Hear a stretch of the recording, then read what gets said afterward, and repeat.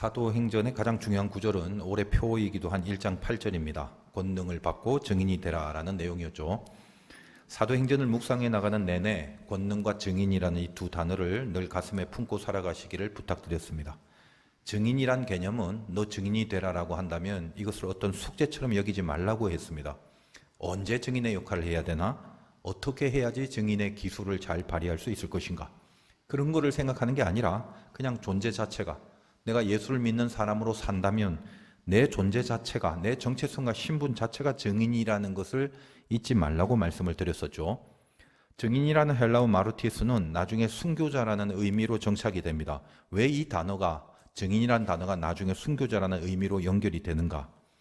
당시에 예수의 증인으로 산다는 것은 어떤 식으로든지 간에 죽음을 무릅쓰지 않고는 될 수 없는 정체성이 있었기 때문에 그렇습니다. 우리가 이 초대교회의 역사들을 성경을 통해서나 혹은 글이나 영화나 이런 매체를 통해서 익숙하게 좀 접해왔는데, 예수 그리스도를 전하고 주님을 메시아라고 그렇게 말을 하면 잡혀서 옥에 갇히거나 죽이거나 사자의 밥이 되거나 하여간 증언하는 사람이 죽게 되는 경우를 보게 됩니다.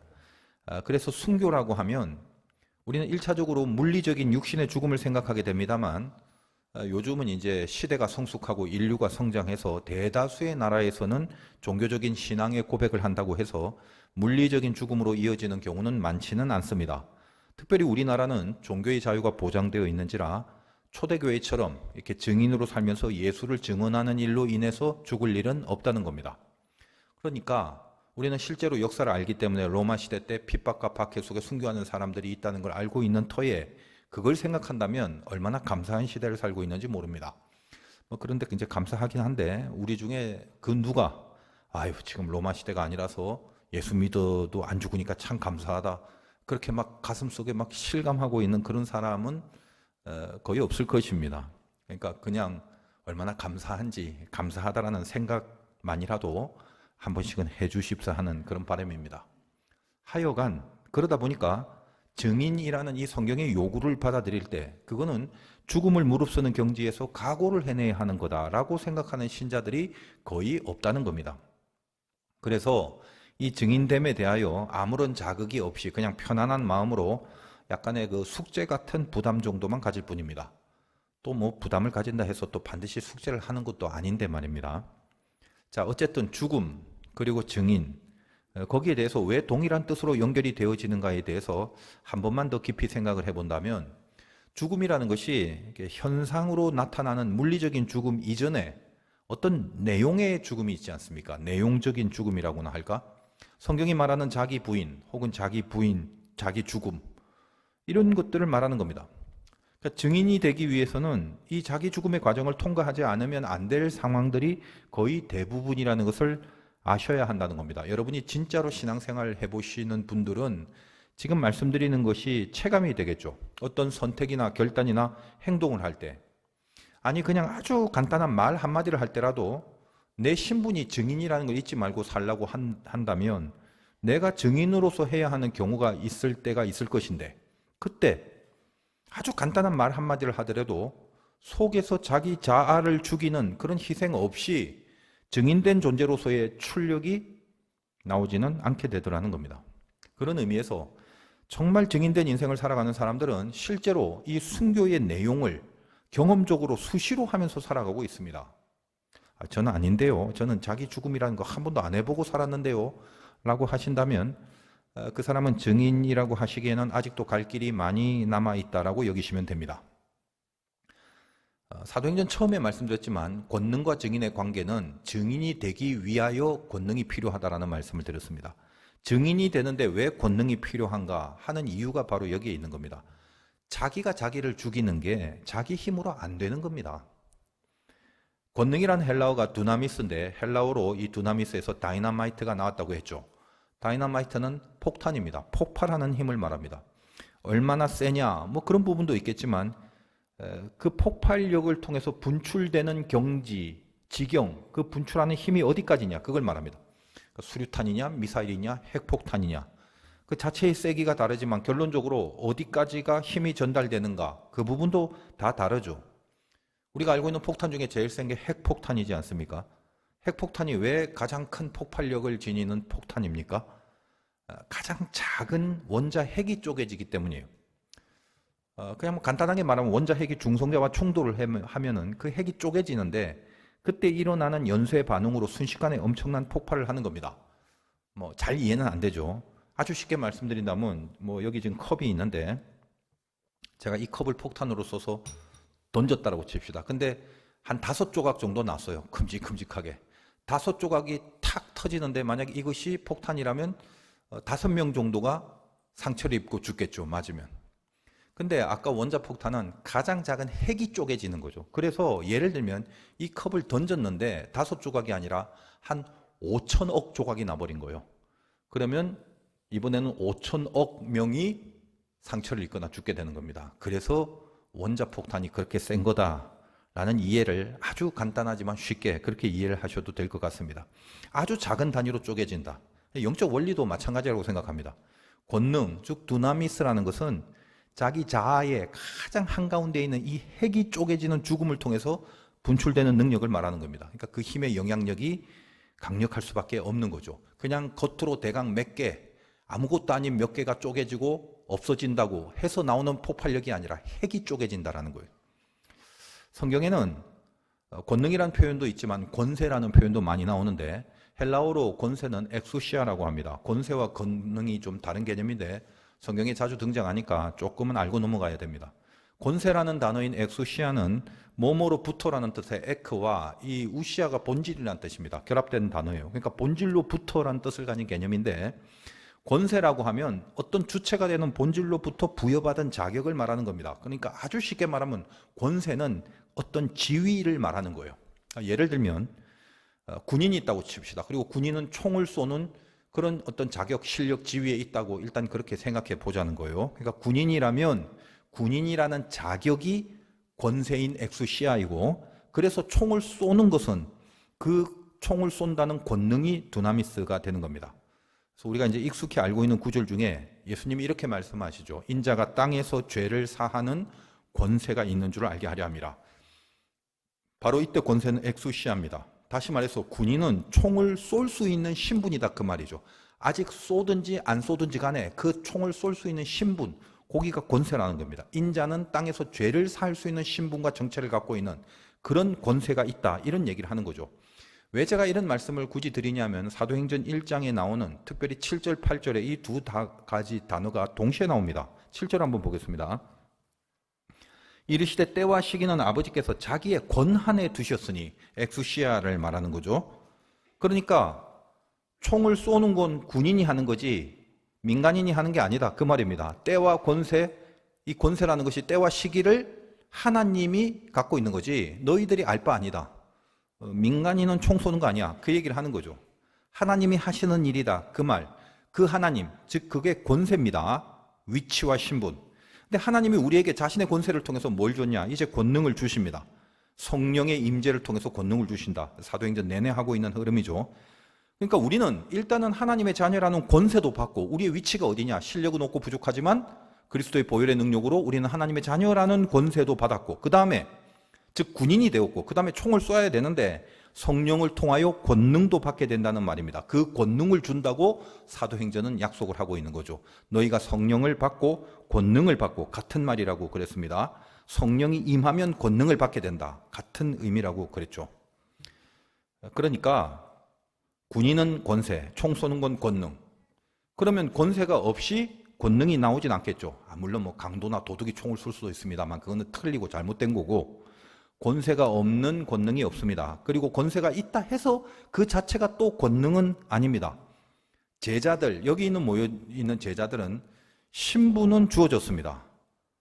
권세가 있습니다. 그런데 총을 쏠 능력이 안 됩니다. 아직. 그래서 성령이 임하면 드디어 권능이 생기는데 그래서 제가 이해를 위해서 이렇게 총을 쏘는 비유를 들었지만 실제로 아까 말씀드린 것처럼 그 권능이라는 것은 자기 죽음을 가능케 하는 능력을 말한다라고 했습니다.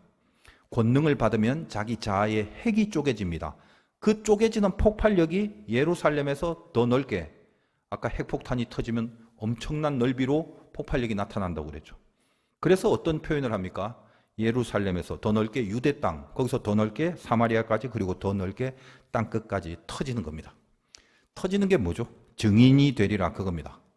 사도행전 첫 시간에 이미 말씀드린 것처럼 권능을 받는 목적은 증인으로 살기 위함이라고 했습니다. 땅끝까지 터진다는 것은 땅끝까지 증인이 된다라는 거죠. 우리가 권능이라는 개념을 들을 때마다 이 성경적 개념을 잘 파악하지 못하면 그냥 권능이라는 자체적 단어를 우리말식으로만 해석을 하다 보니까 이건 어떤 에너지 같은 능력으로만 여기는데, 물론 성경을 통해서 그런 에너지나 능력, 그런 의미에서의 권능이 분출되는 허다한 사례들도 꽤 많습니다. 병을 고치고 귀신을 쫓아내고 기적적인 역사를 일으키기도 합니다. 그런데 우리가 복음서를 통해서 이 예수님의 권능을 수없이 알고 보고 들었지만 그 모든 능력을 행할 때마다 능력의 궁극적인 목적은 하나님의 말씀을 전하는 거였죠. 특별히 요한복음에서 그 부분에 대한 설교를 상세하게 많이 했습니다. 이 세상이라는 것도 어떤 힘이나 능력, 물리적 차원에서의 능력이라는 건 많습니다. 심지어는 다른 종교나 이단까지도 혹은 무속신앙까지도 어떤 초월적인 능력은 많이 나타납니다. 그런데 그것이 다 성경이 말하는 권능이냐? 아니죠. 성경이 말하는 하나님의 권세로부터 나오는 권능이라는 것은, 즉 엑수시아에서부터 부여된 두나미스라는 것은 그 궁극의 목적이 있는데 그 목적이 복음을 전하는 것이고 말씀을 전하는 것이라는 점이 다른 여타의 능력들과 구별된 점이라는 것을 명심하셔야 한다는 겁니다. 이 점은 구약의 출애굽기에서 모세에게 부여된 권능을 통해서 원초적인 이해를 시작하셔야 됐습니다. 출애굽기 9장 16절인데 10가지 재앙의 사건이 벌어지는 중에 하나님이 모세에게 하신 말씀입니다. 여러분, 재앙을 펼치신 것도 하나님이고 이 재앙을 막는 것도 하나님이시고 그 이 재앙을 통해서 하나님의 초자연적인 어떤 능력들이 드러나지 않습니까? 그런데 그 과정 가운데 모세에게 어떤 말을 하시냐 하면, 내가 너를 세웠음은 나의 능력을 너에게 보이고, 그럼 어떤 능력일까 하고 궁금하는데 연결되는 워딩이 그겁니다. 내 이름이 온 천하에 전파되게 하려 하였음이니라. 그러니까 나의 능력을 보이고라고 할 때 그 능력이 히브리 말로는 코아흐인데 그것을 헬라어로 번역한 게 두나미스가 됩니다. 능력을 보이신 이유가 뭐라고요? 온 천하에 하나님을 전파하게 하려 함이라. 그것이 성경에서 능력이 등장하는 가장 본질적이고 뿌리 개념이 된다는 것입니다. 이제 우리가 받아야 될 그런 권능에 대한 개념이 어떤 것인지를 오늘의 이 말씀을 통해서 좀 감지를 하셨다면 그 개념을 기준으로 해서 사도행전 1장의 구조를 다시 한번 묵상해 볼 필요가 있습니다. 자, 주님이 기다리라고 하셨어요. 너희들이 자녀된 권세가 있지만 권능을 받아야 한다는 겁니다. 그 권능을 받을 때까지 기다리라고 하셨죠. 그 권능은 성령의 세례, 성령의 임재를 통해서 임한다라고 분명히 말씀을 하셨지 않습니까?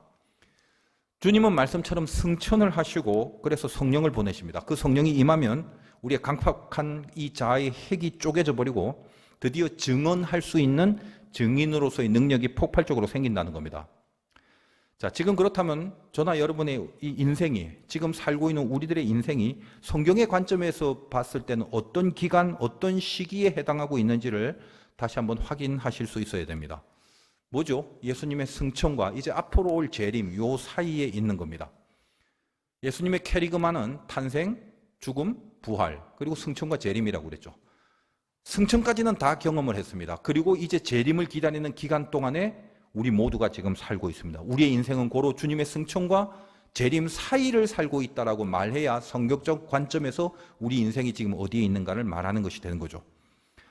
2000년 전에 죽은 사람이 있을 겁니다. 2000년 전, 주님 오시기 전, 그 2000년 전에 죽은 사람이나 오늘 죽은 사람이나 아니면 살아있는 상태에서 재림을 만날 사람이나, 재림은 심판이 핵이라고 그랬죠. 심판의 개념이 제일 중요하다고 그랬습니다. 마지막 심판은 실은 모두가 2000년 전에 죽은 사람이나 오늘 죽은 사람이나 내일 죽을 사람이라도 아니면 살아서 만나는 사람이라도 모두가 다 동일한 시기로 느끼게 된다는 점을 이해하셔야 할 것입니다. 이게 무슨 말이냐? 조금 어려울 수 있습니다만 우리는 이 시간의 개념을 우리가 살고 있는 3차원의 경지에서만 이해를 하고 있죠. 그래서 그 시간의 개념을 기준으로 영계도 생각하기 때문에 쉽게 납득이 안 되는 경우도 굉장히 많습니다. 여러분, 근데 죽음이라는 게 뭐냐? 어떤 사람이 죽으면 그 죽음이라는 것은 3차원적인 시간이 끝났다는 걸 말합니다. 죽은 자에게는 시간이 없어요. 그러므로 2000년 전에 죽은 사람이 있다 칩시다. 2000년 전에 죽은 자도 만약에 오늘 주님이 재림을 하신다. 그래서 오늘 재림을 만난다면, 다시 말하면 오늘 마지막 심판주로 주님이 재림을 하신다면, 그 죽은 이후에 이 주님의 재림까지 그 사이는 죽은 자들에게는 우리식 표현으로 2000년이 아니라 그냥 그 기간은 우리가 봤을 땐 2000년이 지난 것 같지만, 왜 2000년 전에 죽었으니까. 그러나 정작 죽은 사람은 사실 그 기간은 시간이 없는 겁니다. 죽음은 시간이 없기 때문에 그래요. 그 시간은 제로입니다. 좀 어렵죠. 시간이 없기 때문입니다. 그러니까 오늘 주님이 만약 재림하신다면, 오늘이 마지막 심판날이라면 그 재림의 날에 지금 아직 살아있고 있는 자들, 살아서 숨쉬는 자들이나 언제 죽었던지 간에 죽었던 자들이나 다 같이 마지막 새 하늘과 새 땅의 존재가 느낌으로는 그냥 동시에 만나게 되고 동시에 벌어지는 것이 된다, 이 말입니다.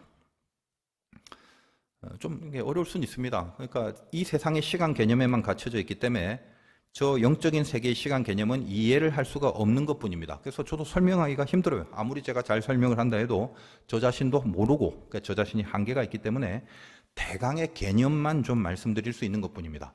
왜냐하면 우리가 재림이라는 이 기독교의 교리가 굉장히 중요함에도 불구하고 영적인 세상에서 벌어질 일들을 다루어야 되는 것이기 때문에 사실상 교회에서 그렇게 흔히 다루지를 않습니다. 그러다 보니까 차칫 잘못된 어떤 이해를 할 수밖에 없고, 그러다 보면 차칫 이단의 현혹에 또 빠질 수도 있다는 우려 때문에 제가 특별히 사도행전에 나오는 승천과 재림의 개념을 조금 시간을 할애하더라도 조금 더 자세하고 또 면밀하게 좀 검토를 할 필요가 있다고 느꼈기 때문입니다.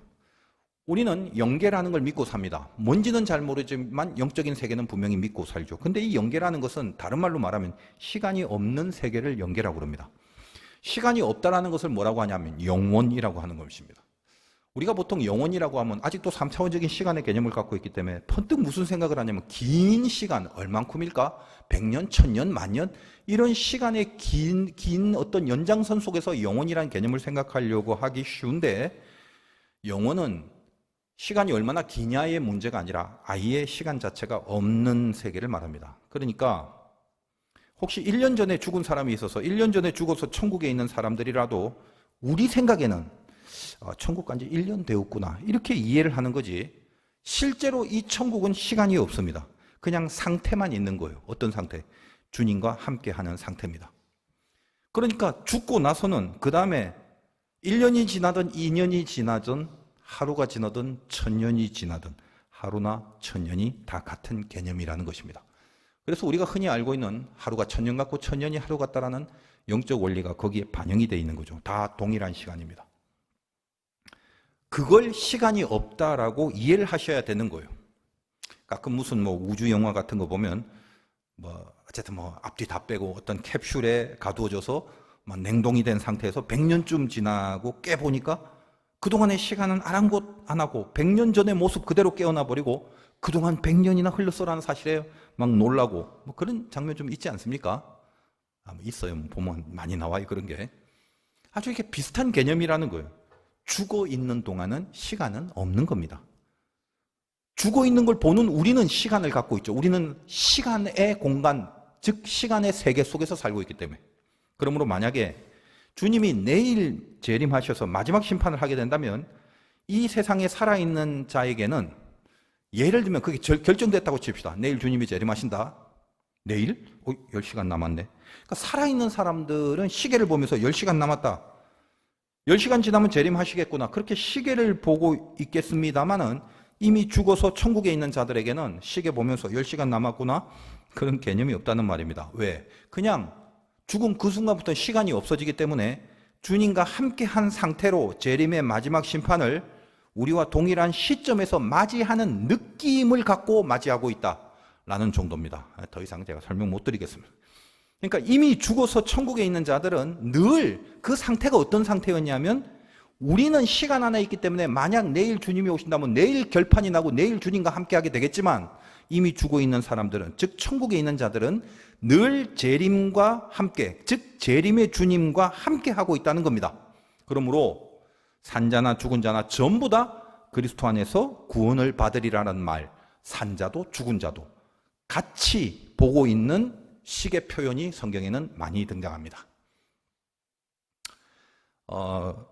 바울 같은 천재는 이런 영적인 진리를 깨달아서 성경 곳곳에 재림에 대한 메시지를 기록해 둔 곳이 많습니다. 예를 들면 고린도전서 15장 51절인데 이렇게 표현되어 있습니다. 보라, 내가 너희에게 비밀을 말하노니. 그러니까 바울이 비밀을 깨달은 거예요. 영계의 비밀을, 저같이 말입니다. 그래서 어떻게 표현합니까? 우리가 다 잠잘 것이 아니요 마지막 나팔의 순식간에 홀연히 다 변화되리니 나팔 소리가 나매 죽은 자들이 썩지 아니할 것으로 다시 살고, 이미 죽었던 사람들이 다시 살고 우리도 변화되리라, 이렇게 이야기를 합니다. 그럼 포인트를 잘 보십시오. 여기서 죽은 자들이 다시 살고 우리도 변화된다고 합니다. 그러니까 바울이 3차원적인 시간 속에서 아직 살아생전 쓴 기록이기 때문에 바울도 3차원적인 시간의 기준에서 말할 수밖에 없기 때문에 마치 어떤 순서가 있는 것처럼 표현을 했지만, 핵심이 뭔가? 우리도 변화된다. 우리도, 즉 우리나 죽은 자나 동시에 느낌으로 마지막 심판이 일어난다는 겁니다. 그러니까 제일 중요한 것은 예수 믿는 자들은, 죽은 자든 산 자든 예수를 믿었다는 것은 그것으로 인하여 죽지 않게 된다. 즉 사망의 권세에 갇혀 있지 않는 운명이 된다라는 말을 하려는 것입니다. 하나만 더 볼게요. 바울이 말하길 데살로니가전서 4장 14절 이후에 이렇게 적혀져 있습니다. 우리가 주의 말씀으로 너희에게 이것을 말하노니 주께서 강림하실 때까지, 즉 재림할 때까지 우리 살아남아 있는 자도, 지금 살고 있다 할지라도 자는 자, 이미 죽었던 자보다 결코 앞서지 못하리라. 주께서 호령과 천사장의 소리와 하나님의 나팔 소리로 친히 하늘로부터 강림하시리니 그리스도 안에서 죽은 자들이 먼저 일어나고 그 후에 우리 살아남은 자들도 그들과 함께 구름 속으로 끌어올려 공중에서 주를 영접하게 하시리니 그리하여 우리가 항상 주와 함께 있으리라. 다른 거 다 빼고요. 핵심이 뭔가? 역시 바울이 3차원적인 시각 속에서 쓸 수밖에 없기 때문에 어떤 순서가 있는 것 같이 보이지만 그런 거 따지지 말라는 거죠. 살아남은 자도 죽은 자보다 앞서지 못한다. 무슨 말이냐면 순번이라는 거 따지지 말라 이거예요. 그런 시간적 개념이 아니라 앞서거니 뒤서거니라는 시간적 개념으로 표현을 할 수밖에 없지만 실질적으로 마지막 결론은 뭐냐? 항상, 이 마지막 구절이 항상 주와 함께 있으리라. 그게 핵이다 이 말이에요. 사망의 권세에 갇혀 있지 않고 주님과 항상 함께 있는 것이 마지막 심판을 당하는 우리 모든 존재의 궁극적 심판의 자리다라는 것입니다. 그 자리에 갈 때까지 죽은 자는 얼마를 기다리고 산 자는 얼마를 기다리고 우리는 시간을 따지지만 이미 죽었던 자는 시간이 없으므로 죽었던 자나 살아있는 자나 동시에 그 느낌으로 마지막 심판대에 서게 된다라는 원리를 성경을 통해서 가르치고 있는 것입니다. 다 이해를 했는지 이해를 안 했는지는 그거는 중요할 수도 있고 중요하지 않을 수도 있겠습니다만 가장 중요한 결론은 놓치지 말아 주셨으면 좋겠습니다. 다시 아까로 돌아가서 지금 우리들의 인생이라는 게 그렇다면 성경이 말하는 관점에서 어느 부분에 있다라고 하는 거였습니까? 승천과 재림 사이라고 그랬죠. 드디어 우리도 재림만 남았습니다. 주님이 승천하신 2000년 전부터 지금까지 살아있는 모든 자들은 주님의 재림을 기다리는 그 기간을 살고 있는 자입니다. 그게 예수 믿는 자들입니다. 그런데 어떻게 기다릴 것인가? 그냥 하늘을 보고 멍하니 기다리라고 말한 적이 없습니다. 성경은. 사도행전이 말하는 주제는 바로 그 재림까지 너희는 뭐로? 증인으로 살아내라 이거였죠. 히브리서 11장에 등장하는 믿음의 사람들은 그 서두에 뭐라고 기록이 되어 있습니까? 선진들의 증거가 되었다라고 말하면서 소개를 합니다. 고로 믿음이 있는 사람들의 특징이 뭐냐? 증거가 되었다. 다시 말해서 증인으로 살아낸 사람들이라는 말입니다. 재림을 기다리기까지 우리나 그들이나 2000년 전부터 지금까지 승천 이후에 살아가는 모든 자들은 이 재림을 기다리는 그 기다림으로 사는 자들, 증인으로 살아내는 자들이다라는 얘기를 하는 겁니다. 재림을 기다린다는 것은 시간을 때우는 기다림이 아닙니다. 얼마 남았냐를 계산하고 시계 보면서 기다리라는 말이 아니라 의의 심판을 준비하라는 말입니다. 그래서 우리는 기다림이란 단어보다 준비라는 단어를 써야 됩니다. 노아의 홍수 때 이것을 준비하지 못한 자들은 저번 시간에도 말씀드린 것 같은데 시집가고 장가가고 먹고 마시고 그렇게 살았습니다. 여러분, 결혼을 준비하려면 해보신 분 알겠지만 얼마나 바쁘겠어요? 얼마나 부지런했겠습니까? 먹고 마시는 것도 이거 쉬운 거 아니죠? 그렇게 하려면 열심히 부지런히 돈 벌어야 되죠. 그래야 먹고 마실 수 있지 않겠습니까? 그렇게 열심히 살았는데, 그렇게 시간을 아끼고 살았는데, 그렇게 바쁘게 살았는데, 근데 뭐다? 그것만 한 거죠. 증인된 인생이라는 게 없었다는 겁니다. 마지막 때를 기다리는 그동안 바쁘고 분주하고 열심히 살았을지는 몰라도 정작 성경이 우리에게 요구하시는 그 기간 동안 해야 될 일, 너는 증인된 인생을 살았느냐? 증인된 인생을 살지 못했습니다. 달랑 한 명 노아만 증인된 인생을 살았다 한 것이 성경의 메시지죠. 따라서 권능은 증인이 되기 위한 목적으로 주어지는 거기 때문에 증인된 삶을 살지 못했다는 것은 당연히 권능을 받지 못한 겁니다. 그런데 권능은 성령의 임재고 성령의 체험이라고 했으니 권능을 받지 못한 자는 성령을 받지 못한 자들입니다. 그들은 재림을 기다리는 자들이 아닙니다. 동시에 그러므로 성령도 기다리지 않았다는 겁니다. 반대로 재림을 준비하며 기다리는 자들은 반드시 성령을 기다리고 그 성령의 세례를 받은 자들이어야 합니다. 정리를 하면 지금 우리들이 정말 구원받은 주님의 자녀라고 한다면 성령을 받고 증인으로서 재림을 준비하는 인생을 살아야 한다는 겁니다. 저는 좀 아닌 것 같은데요. 물론 그렇게 스스로 자책하시는 분이 있을 수도 있습니다. 그러나 우리의 믿음의 정도가 어느 정도냐라는 것은 다 일괄적일 수 없기 때문에 지금 말씀드리는 것은 일단 원리를 말씀드리고 있습니다. 여러분의 약함과 부족함을 지적하는 것이 아니라 이런 것이 증인된 자의 스탠스다라는 것을 지금 설명해 드리고 있는 거예요. 저번 시간에 하늘로 가심을 본 그대로 오신다고 그랬습니다. 그게 재림의 방법이었죠. 승천을 목격한 자들은 믿음이 있는 자들이고 하늘로 가심을 본 그대로라는 뜻은 아주 중요한 건데 저번 시간에 설명을 했었습니다만 이해를 잘 못하시는 분도 분명히 있을 것 같습니다. 믿음으로 승천을 보았다면, 그렇죠, 거기 모인 예수님의 승천을 본 120명의 그 사람들은 적어도 그 승천에 대한 믿음이 있기 때문에 거기까지 간 건데, 본 그대로 너희들이 믿은 방법 그대로 재림이 올 것이다 라는 이야기를 듣습니다. 다시 말하여 재림을 맞이하게 되는 자들은 승천의 믿음을 갖고 있는 사람들, 다시 말하면 적어도 믿음의 삶을 살아내는 그 자들이 재림을 준비하는 자들의 모습이 되어야 한다는 것입니다. 믿음이 없다면 주님이 오늘 내려오시더라도 아무런 상관이 없습니다. 그러면 주님과 상관없이 그냥 오든 말든 이제까지 살던 삶을 그대로 살 수 있는가? 그건 아니라고 그랬죠. 본질적인 재림은 주님이 이 땅에 오셔서 자녀다운 상을 받고 의의 면류관을 받는 게 재림의 본질입니다.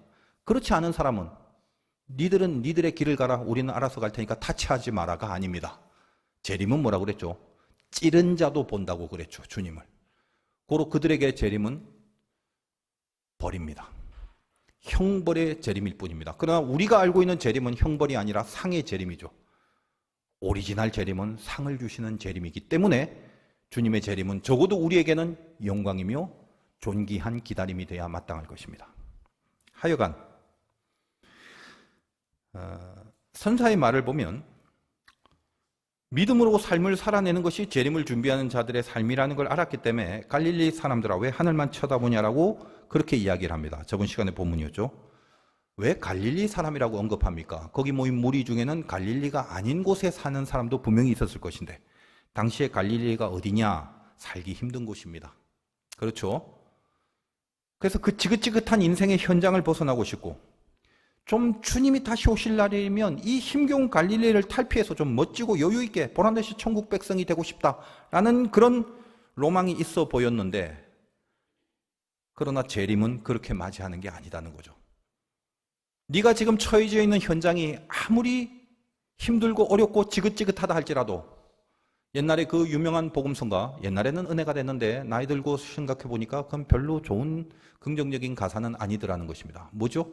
낮에나 밤에나 눈물 머금고 내 주님 오시기만 기다립니다. 어디서? 산꼭대기, 기도원 꼭대기에서 나무 뿌리 잡고 늘 주님만 기다린다는 건 본질적인 의미에서 성경이 말하는 재림을 기다리는 자의 모습은 아니더라는 겁니다.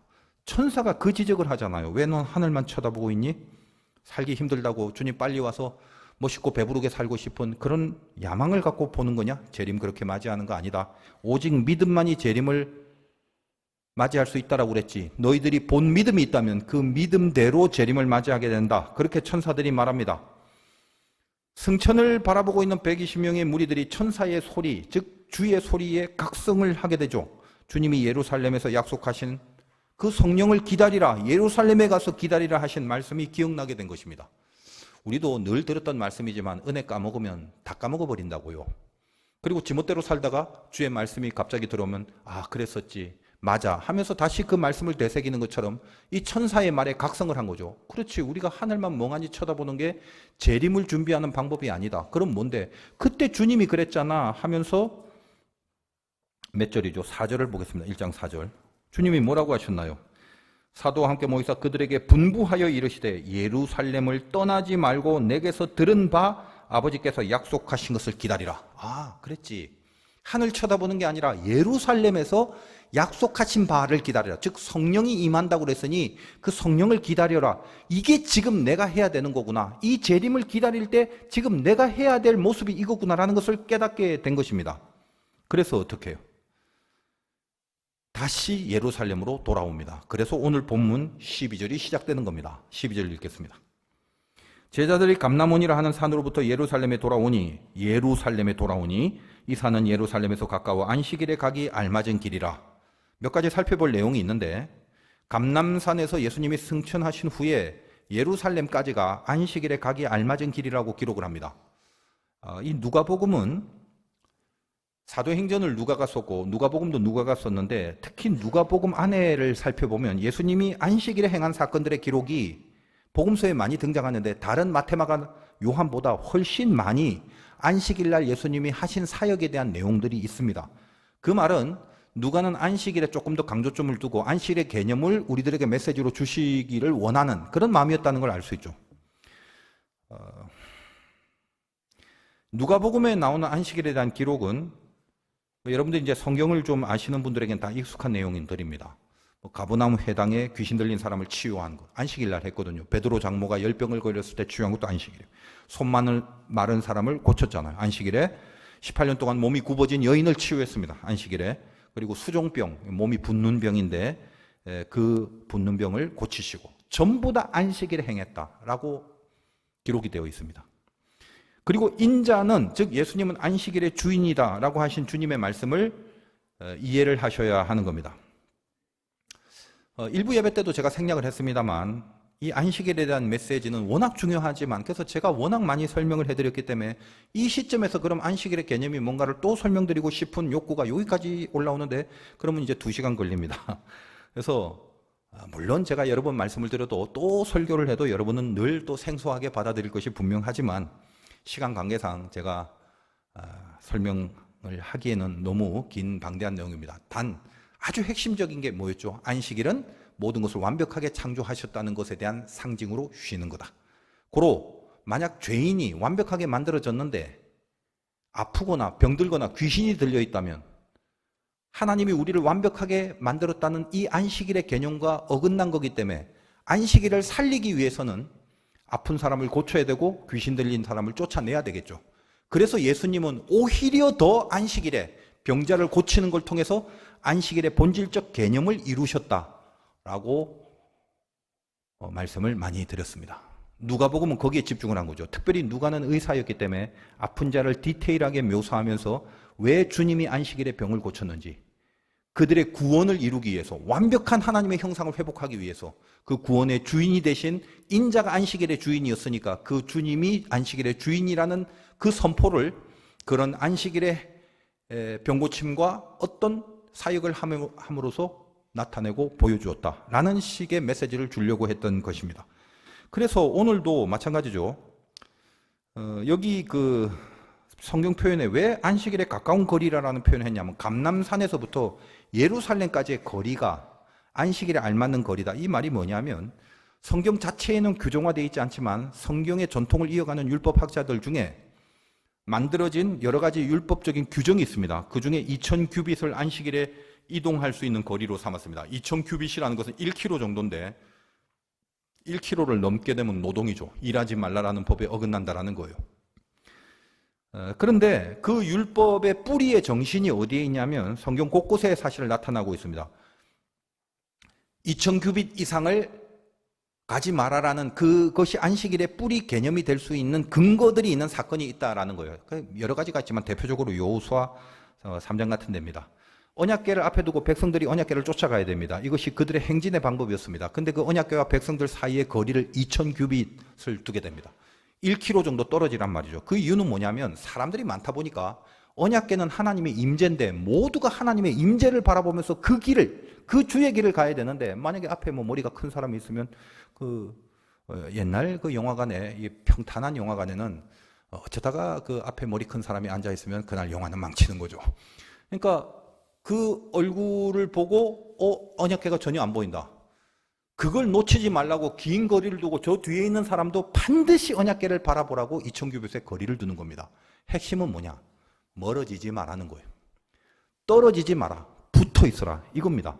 그러므로 감람산에서 예루살렘으로 온 것은 주의 약속의 말씀을 이루기 위함도 되겠지만 영적인 의미가 뭐냐면 그 약속의 말씀을 했던 그 자리와 떠나지 않는, 멀어지지 않는, 꼭 그 언약에 붙들려 있고자 하는 마음의 그리고 심정의 표현이 안식일에 알맞는 거리 안에 있다는 것으로 소개를 하고 있다는 점을 유의를 해 주시길 바랍니다.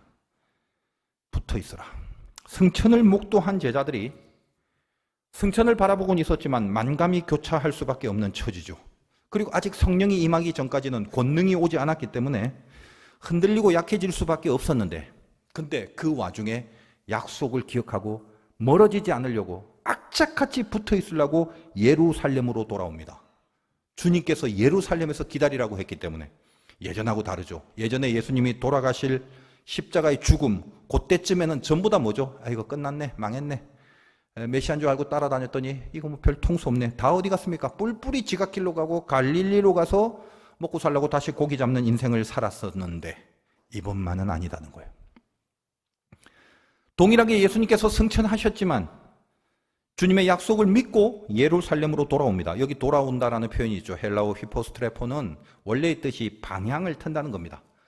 어디로요? 그들이 먹고 사는 방향으로 가는 게 아니라 옛날 십자가에 달려 죽으실 때까지만 해도 먹고 사는 방향으로 갔었는데 이제는 달라진 겁니다. 하나님의 약속, 주님의 말씀을 향해서 인생의 방향을 틀었다는 겁니다. 그것이 오늘 예루살렘으로 돌아온다라는 표현 안에 들어가 있는 귀한 메시지더라는 것이죠. 그래서 예루살렘으로 돌아와 다락방에 들어갑니다. 마가의 다락방이라고 알려져 있는 그곳이죠. 우리가 생각하는 옛날 집 위에 작은 그런 공간이 아니라 이 유대식 다락방은 좀 다른 겁니다. 2장에서 다시 설명해 드리도록 하겠습니다. 우리 생각보다 좀 큽니다. 자, 어쨌든 이 다락방에서 기도한다고 뭐가 나오겠느냐라는 생각을 할 수 있겠죠. 지금 이렇게 살다가 굶어 죽을 수도 있는데 그냥 빨리 옛날처럼 고기 잡는 게 현실책일 것 같은데 뭐 안 잡히더라도 어떻게든 먹고 살아야 되지 않냐, 다시 갈릴리로 가야 되지 않겠냐라는 현실책, 이 현실을 타파할 국리들이 분명히 있을 법한데 옛날과 달라졌다는 겁니다. 이 다락방에 명단들이 나옵니다. 11명의 제자들이 있습니다. 물론 11명만 있는 게 아니겠죠. 120명들이 거기에 있었는데 그 정도가. 이 명단을 쭉 보면 예수님의 12제자의 명단이 실려져 있습니다만 11명입니다. 누가 없을까요? 당연히 가롯 유다가 없겠죠. 그런데 특이하게 제자들의 이름을 쭉 열거해 놨을 때 복음서마다 제자들의 이름이 조금씩 다릅니다.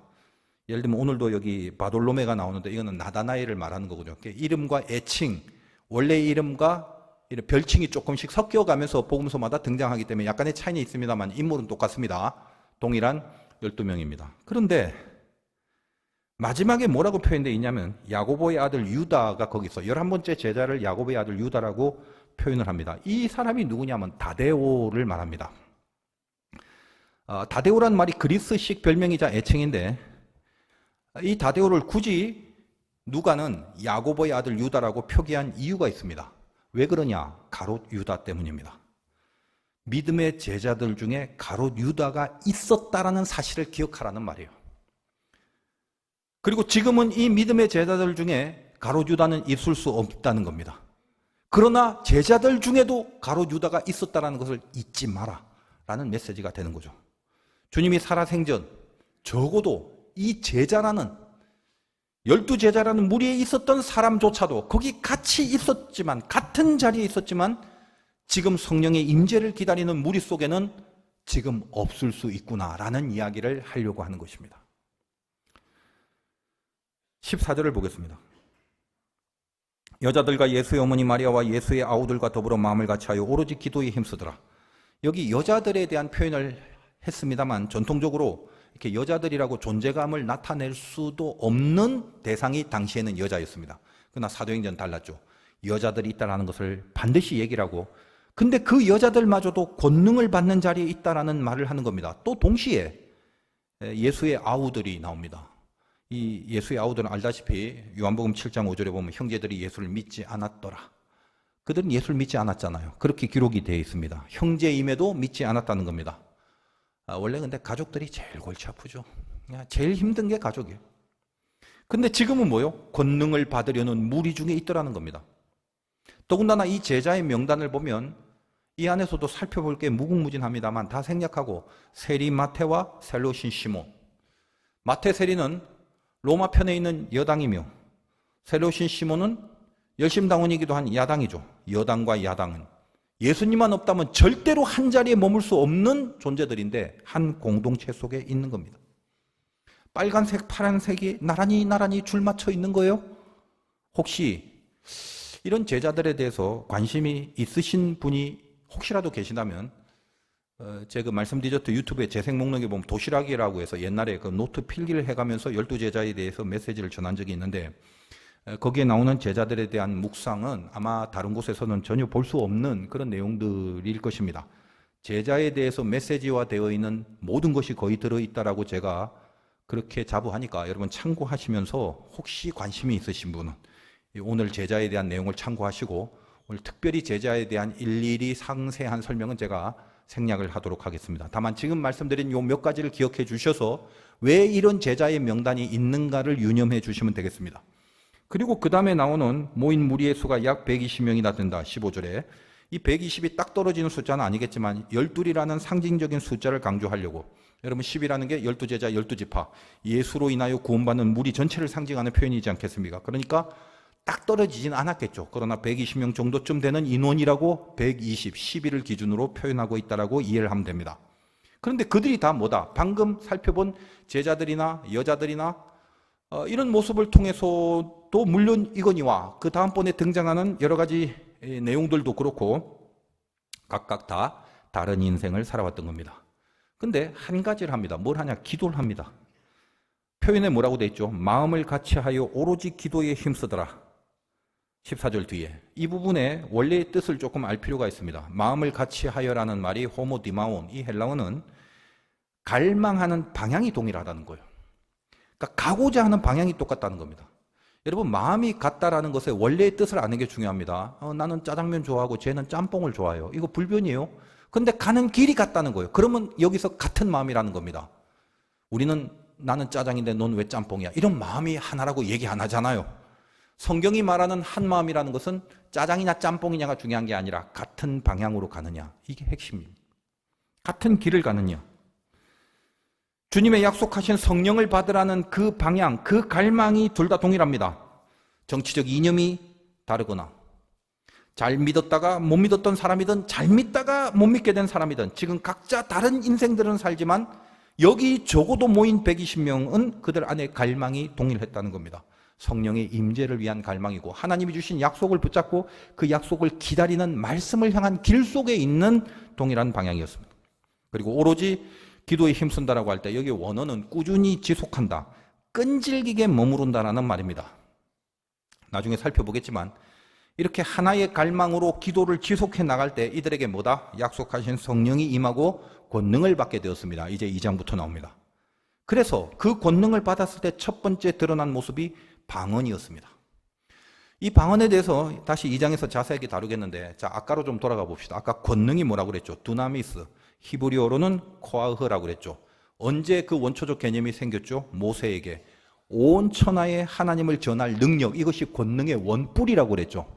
고로 권능, 즉 성령이 임했을 때 온 천하에서 모인 자들이, 성령을 받은 자들이 그들의 말로 전하는 언어를 알아듣기 시작한 겁니다. 그래서 권능을 받았다는 첫 번째 표적은 어떤 다른 기적이나 초월적 현상이나 병고침이나 이런 것이 아니라 방언으로 표현되고 나타난 것이 그 이유가 되는 것입니다. 왜요? 권능의 뿌리 개념은 하나님의 말씀을 전하는 능력이기 때문에 그렇습니다. 주보 광고에도 있듯이 이제 저희 교회가 2월 마지막 주일에 안병두 권사님이라는 분을 모십니다. 증인 세미나를 기획하고 있어요.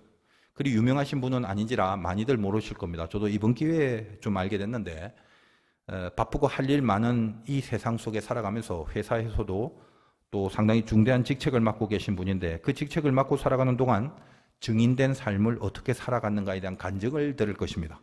여러분 모두에게 증인의 모습을 보여주는 귀한 은혜가 될 것이라고 여겨지는데 미리 스케줄 관리 잘 하시고 참석을 잘 해주시길 바랍니다. 우리 모두가 지금 주님의 곁에 모인 같은 자리에 있는 사람일 수도 있습니다. 그렇죠. 그리고 우린 다 같은 자리에 있습니다. 가까운 제자의 인생을 살았기도 하고 목사로서 살고 장로로서 살고 권사로도 살고 교사로도 살고 성가대로 살고 봉사로 살고 뭐 여러 가지 모양으로 같은 자리에서 이렇게 모여 있는 사람들일 수 있습니다. 아예 안 믿고 살아온 사람들도 있을 것이고 깊은 믿음 속에 살고 있는 사람도 있을 것이고 그리고 나중에 이제 2장에서 보면 이렇게 방언을 할 때 방언을 듣고 놀라는 사람도 있었지만 감탄하는 사람도 있어요. 어찌 우리나라의 말을 아느냐? 이게 뭐냐? 하는 사람도 있겠지만 동일한 자리에 있으면서도 성경에 나오는 워딩에 보면 조롱하는 사람도 있었습니다. 신기하죠. 같은 설교를 들어도 은혜 가운데 받는 사람이 있고 조롱하고 멸시하는 사람도 있습니다. 아이 목사님 설교 듣고 누가 조롱해요? 있다니까요. 그러니까 같은 자리에 있다고 해서 오늘 말씀의 제목이 뭐죠? 같은 길을 가는 게 아니더라는 말입니다. 여러분은 어디에 서 있습니까? 우리는 같이 있는 것 자체가 중요한 게 아니라는 걸 뼈저리게 아셔야 됩니다. 같이 모여 있다고 해서 다 해결이 되는 게 아니라는 겁니다. 뭐가 그럼 중요한데? 기도하느냐? 그게 중요합니다. 단지 기도라는 행위를 얼마나 많이 하느냐가 아닙니다. 지금 오늘 말씀에서 본 것처럼 오늘 본문의 수순을 잘 따라오셔서 이 결론으로 기도에 힘쓰게 되는 이 경지를 지금 살고 있는가를 보라는 거예요. 뭐였죠? 약속의 말씀을 기억하고 그 말씀을 믿고 그 말씀을 따르기 위해서 자기의 생각을 과감하게 버리고 자기 죽음과 자기 희생을 감수하고 자아의 핵이 쪼개지더라도 나는 꼭 붙어 있어야 한다라는 필사적인 신념으로 성령의 임재를 갈망하는 것, 내 안에 주께서 약속하신 보내신 성령이 임하기를 갈망하면서 그 기도의 내용으로 주님이 가라고 하는 그 길을 가려고 하는 것, 그것이 중요합니다. 여러분이 말씀을 붙들고 기도를 하고 있으면 올바른 권능이 임하게 되어 있는데 그 권능이 드디어 나의 강팍한 자아를 쪼개버리는 경험을 하시게 된다는 말씀입니다. 그리고 나면 드디어 증인의 삶을 자연스럽게 살고 있는 자기를 알게 됩니다. 여러분 증인의 길을 가야죠. 여러분의 정체라고 말씀드렸잖아요. 얼마나 또 어느 기간 동안 어떻게 전도를 하느냐라는 단편적인 얘기합니다. 그 전에 삶 자체가 증인이어야 된다는. 길을 가는 게 중요합니다. 증인이라면 증인의 길을 가는 겁니다. 모여 있는 게 중요한 게 아니라는 것입니다. 세상도 그렇지만 교회도 그런 말 많이 합니다. 하나 되자라는 말을 많이 하는데 여러분 모여 있으면 하나가 되나요? 하나가 된다. 아니, 뭔 의미인가요? 그냥 모이면 하나가 되는 겁니까? 여러분 사람 모이게 하는 거 굉장히 쉬워요. 하나만 하면 되죠. 뭘까요? 돈 주면 다 모입니다. 그런데 주님의 길에 대한 동의함이 없다면 그냥 모이기만 했다면 모여서 싸우는 거죠. 모여서 싸우지 말고 흩어졌더라도 주님과 같은 길을 가야 하라는 말, 그 말을 하는 겁니다. 작금의 교회가 제일 큰 문제가 뭐죠? 모이기에만 힘쓰다가 다 망하는 거예요. 같은 길은 안 가요. 가고자 하는 방향은 다 달라요. 그런데 모이는 건 그냥 한 뭉치로 모이게 합니다. 안에서 자기 마음의 길이 다 다른데 모이면 모일수록 산산이 쪼개지는 바위요. 이렇게 되는 거죠. 그래서 망하게 되는 거예요. 오죽하면 하나님이 코로나를 통해서 모이지 말게 하셨을까? 생각을 해보시라는 겁니다. 모여서 각기 제 길로 가려고 하는데 니들 모이면 뭐하냐? 여러분 나중에 사도행전 19장쯤 가면 데메드리오라는 그 사건이 나오는데 에베소에 사람들이 모여듭니다. 폭동을 일으키려고 우르르 모이는데 거기 워딩이 그래요. 태반이나 왜 모였는지 모르더라. 어디로 가는지를 몰라요. 길을 모른단 말이에요. 이게 방향을 잡지 못하는 겁니다. 왜 그럴까요? 권능을 받지 못한 거죠. 자아의 핵이 쪼개져야 되는데, 그런데 주님의 길은 하나도 없고 시퍼런 자아가 살아남아서 자기가 원하는 자기 길로만 서로 가려고 하지, 자기를 죽이고 주의 길을 가려고 하질 않는 겁니다. 그러나 오늘 이 다락방에 모인 사람들은 적어도 하나로 모인다는 개념 이전에 한 길을 가려고 한 거죠. 다 달랐지만 하나의 길을 모색하고 그 길을 향하여 전념하는 기도를 했다는 겁니다. 그래서 마음을 같이 하는 기도가 가능해진 거죠. 시간이 좀 지났지만 일부 예배도 했기 때문에 기도에 대한 팁을 드리고 마칩니다. 여러분 오늘 마지막에 기도에 힘쓰더라 라는 말로 끝났으니까 여러분의 기도가 어떻게 힘을 써야 하는지에 대해서 잠시 알려드립니다. 예전에도 비슷한 말씀을 언급한 적도 있습니다만, 여러분 예수 믿는 사람들은 누구나 어느 정도 기도를 다 하고 삽니다. 특별히 힘들 때는 하나님 앞에서 도와주시기를 간절하게 기도합니다. 그렇죠. 근데 우리 경험상 기도의 열매, 기도의 결과는 세 가지로 나타나죠. 첫째, 기도한 대로 이루어질 때 제일 좋습니다. 감사하죠. 기쁘죠. 둘째, 기다려야 할 때. 계속 기도는 하고 있는데 아직 안 이루어졌기 때문에 기다림이 필요한 단계가 있습니다. 그 다음에 세 번째, 전혀 다른 것으로 내가 원치 않은 그것만은 좀 안 됐으면 좋겠는데 그걸로 드러날 때. 물론 그런 경우는 응답이 없다고 우리가 쉽게 치부해 버릴 수 있는 경우겠지만 어쨌든 이 세 가지가 일반적인 우리 기도의 결과입니다. 첫 번째와 두 번째는 할만하잖아요. 기도한 대로 이루어지면 감사하고, 좀 기다리라면 까짓거 좀 기다려줄 수 있잖아. 문제는 세 번째. 근데 이 세 번째가 가장 중요합니다. 우리 믿음이라는 것은 실은 이 세 번째의 경우에 모조리 증명이 돼버립니다. 그래서 어려워요. 뭐죠? 기도한 대로 되지 않을 때. 전혀 그것도 웬만한 다른 게 아니라 이것만큼은 아니라고 생각했던 그걸로 결론이 왔을 때, 그때 자기 믿음이 진단된다는 겁니다. 어려워요. 절대 쉽지 않아요. 기도는 실컷 했는데 하라고 해서 뚜껑 열어보니까 아니다 싶은 거지. 그때는 두 가지죠. 원망이냐 아니면 더 깊은 믿음이냐. 둘 중에 하나로 표현됩니다. 만약 믿음으로 표현이 되는 귀하고 참된 신자의 삶을 살아왔다면 그 신자는 늘 믿음으로 표현될 때 이 단어가 등장해야 됩니다. 뭐냐? 그럼에도 불구하고입니다. 제가 논리적으로 예수 믿기 전에 가장 싫어하는 단어 중에 하나가 이거예요. 그럼에도 불구하고. 그러므로면 그러므로지. 그럼이면 그럼이지. 그럼에도 불구하라. 이건 세상에는 없어요. 근데 예수를 믿고 나서 그럼에도 불구하고라는 말이 하늘의 언어였구나라는 것을 알게 됩니다. 여러분 알다시피 다니엘 친구들의 고백이 동일하죠. 그리 아니하실지라도 같은 말입니다. 근데 잊지 마십시오. 이 말과 이 진심과 이 고백이 하나님의 마음을 사로잡아 버리는 겁니다. 왜냐? 이게 믿음이 있어야만 고백할 수 있는 말이기 때문이거든요. 우리가 하나님의 능력 가운데 있다는 것을 증거하는 가장 명확한 단어가 뭐냐? 그럼에도 불구하고입니다. 기도를 많이 했는데 자기 뜻대로 되지 않을 때, 오히려 완전히 반대가 되는 결론이 왔을 때, 그럼에도 하나님을 의지하고 믿음을 버리지 않는 모습. 그렇다면 그걸 바라보고 있는 하나님은 하나님 편에서 그걸 어떻게 여기실까? 내가 원망을 하지 않고 믿음으로 고백하고 믿음으로 받아들였을 때 그 믿음은 옆 사람은 모르는데 하나님만이 알 건데 그 믿음을 하나님은 어떤 효력으로 갖고 계실까? 우리를 향한 어떤 효력으로? 성경은 그 효력의 이름을 쌓아두시는 은혜라고 표현을 합니다. 그리고 은혜는 두 가지가 있어요. 쌓아두시는 은혜와 베푸실 은혜. 쌓아두신 은혜가 결국은 베푸실 은혜로 증폭돼서 내려진다는 것이 신앙의 비밀스러운 원리라는 걸 기억해 주십시오. 이것은 제 말이 아니라 시편에 고백되어 있는 내용입니다.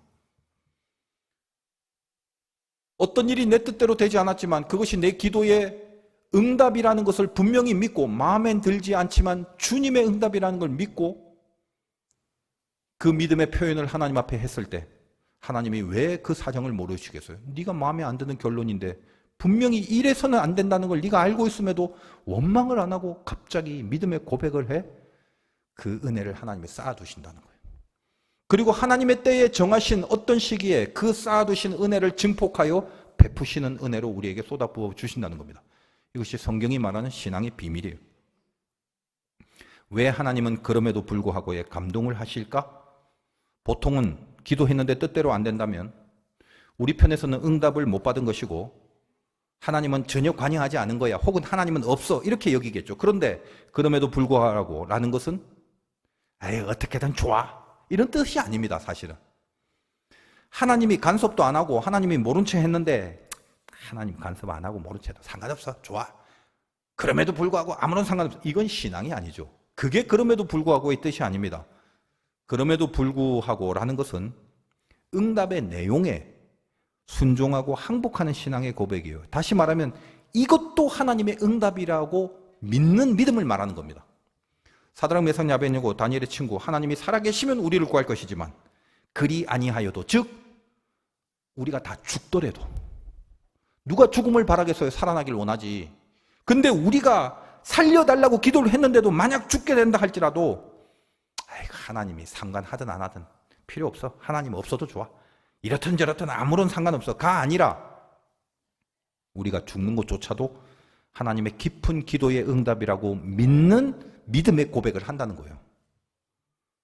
내 뜻대로 안 되는 것이 응답이라고 믿는 겁니다. 저는 여러분의 믿음이 그 경지까지 가시기를 바랍니다.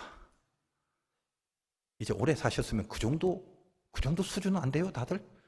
이제 그 정도 믿음의 차원은 다 되잖아, 이제. 저한테 설교를 든 게 벌써 얼마나 긴 시간인데 그 정도 믿음은 다 안 됐을까? 믿고 싶습니다. 그 경지를 뭐라고 하냐? 성경은 그것을 담대함이라고 합니다. 담대함이라는 것은 호랑이를 보고도 안 놀라더라, 그거 아닙니다. 우리는 우리 믿음을 안심의 수단으로만 사용하려고 하지 담대함의 수단으로 사용하려고 안 합니다. 무슨 말이냐면 사람이 안심을 할 때는 납득이 되는 경우에만 안심을 합니다. 그러나 이 안심이라는 것은 운명을 만들어내지는 못합니다. 그러나 담대함은 뭐다? 납득이 안 될 때도 주어지는 능력이죠. 그 능력이 하나님의 개입의 능력을 만들어갑니다. 예를 들면 이런 겁니다. 차가 막 달려오는데 그걸 본 겁니다. 보고 판단이 돼요. 아, 저 정도 속도? 요건 이런 식으로 피할 수 있구나. 그래서 차가 오는 것을 보면 피할 수 있다는 생각과 견적이 나오고 계산이 나오게 되면 속으로 차가 오더라도 안심을 하게 됩니다. 근데 그 차를 그래서 여유 있게 안심해서 피했는데 뒤에서 오는 트럭에 치여 죽은 거죠. 안심이 운명을 정해주지는 못합니다. 안심이라는 건 내가 갖고 있는 내 한계 안에서만 해결할 수 있는 영역이기 때문에 그래요. 그러나 담대함은 다르죠. 담대함이 뭡니까? 엄청나게 큰 차가 세게 달려옵니다. 보는 순간, 물론 안 보일 수도 있지만 너무 빨라서 보는 순간 끝났다. 이 차를 피할 수도 없습니다. 죽는 일밖에 없는데 달려오다가 타이어에 펑크가 나더니 나를 휙 피해갑니다. 그런 걸 역사라고 하는 겁니다. 안심으로 역사를 이룬 적이 없어요. 늘 담대함으로 역사를 이루어 갑니다. 내가 뭐 가진 게 있고 마음이 크고 강해서 뭐 호연지기가 있어서 담대하다? 성경은 그런 담대함 이야기하지 않습니다. 오히려 내가 아무것도 할 수 없어서 모든 것을 하나님 앞에 맡길 수밖에 없을 때, 다락방에 있어서 아무것도 현실적인 대책이 없을 때 겸손하고 가난한 심령에서 오직 주의 길을 가려고 성령을 갈구하며 그런 심령에서 담대함이 생기는 겁니다. 우리가 믿는 하나님 아버지가 누군가를 알수록 담대함이 커집니다. 그걸 믿음이라고 하죠. 어릴 때 그 외가 쪽 친정에 가면 그 시골에 개울에 다리가 있는데 제가 말도 못할 조그말 때라고 기억이 납니다. 그게 무서워서 그거를 걷지를 못하는 거예요. 아버지가 저를 업고 건너갑니다. 무섭죠. 그래도 무섭긴 하지만 무서운 것보다 더 큰 믿음이 있죠. 조금만 더 크면 돼요. 이 믿음이 뭐죠? 아버지가 빠질 리가 있겠나? 이 다리는 아버지가 알아서 건너가시는 거야. 그것이 담대함입니다. 여러분이 사망의 음침한 골짜기를 지나는데 두려움이 없을 리가 있나요? 어디서 늑대가 올지 사자가 나올지. 그러나 그 두려움보다 조금만 더 센 믿음이 있으면 되는 겁니다. 뭐죠? 주의 지팡이 한 막대기가 내 옆에 있나이다. 우리가 하나님을 따라가는 게 아니라 하나님이 우리를 따라오시는 겁니다. 내 평생의 선하심과 인자하심이 나를 따르리니, 그게 믿음입니다. 조금만 센 믿음, 이것이 우리를 담대하게 만드는 거예요. 여러분 인생 너무 안심하려고 낑낑거리지 마세요. 제가 예전에도 말씀드렸죠. 저는 그래서 고기 중에 안심은 안 먹고 등심만 먹는다. 안심의 조건을 찾으려고 노심초사 고민하지 마시고 담대할 수 있는 믿음부터 구하는 게 올바른 순서입니다. 오늘 다락방에 모인 갈릴리 사람들이 기도를 통해서 잡히면 죽을 수밖에 없는 그 두려운 현실 안에서 먹고 살 국리를 해야 하는 판임에도 불구하고 기도를 합니다. 마음의 갈망이 하나였죠. 성령이 임하기를, 권능이 임하기를 기도하는 겁니다. 여기서 성령이 임하고 담대하게 주님을 증거하는 증인으로 살아가게 되는 것, 그 시작이 교회의 출발이라는 걸 잊지 마십시오. 모름지기 우리 교회도 그런 영성에 붙들려야 되는 겁니다. 우리 모두가 같은 길을 가야 됩니다. 얼마나 많은 사람들이 모이고 얼마나 모이는 횟수가 많냐가 중요한 게 아니라 여러분 각자의 삶 속에서 가고 지향하는 길이 주의 길과 같아야 된다는 거예요. 주님과 함께 주님이 가는 길을 가는 겁니다. 그것이 진정한 의미에서의 하나됨일 것입니다. 승리하시기를 주님의 이름으로 축원드립니다.